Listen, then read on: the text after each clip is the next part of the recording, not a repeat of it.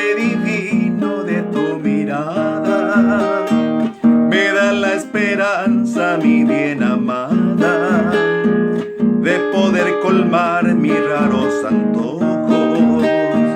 Quisiera brindarte un jardín de rosas para que la riegues con tu ternura y siempre conserves esa frescura y ser entre todas la más hermosa.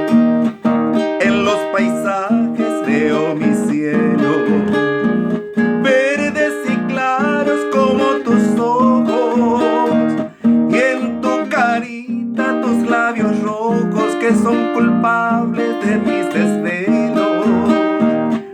Si comprendieras cuánto te quiero, no dejarías ni un solo instante que yo sufriera siendo tu amante y enamorado que por ti muero.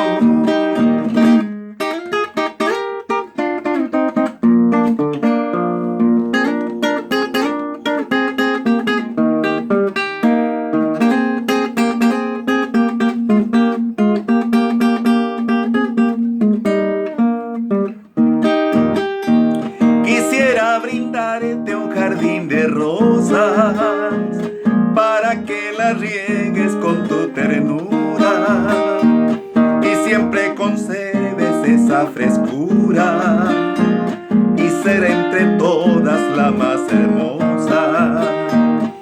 En los paisajes veo mi cielo, verdes y claros como tus ojos, y en tu carita tus labios rojos que son culpables de mis desvelos. Si comprendieras cuánto te quiero, no dejarías ni un solo instante que yo sufriera siendo tu amante y enamorado que por ti muero.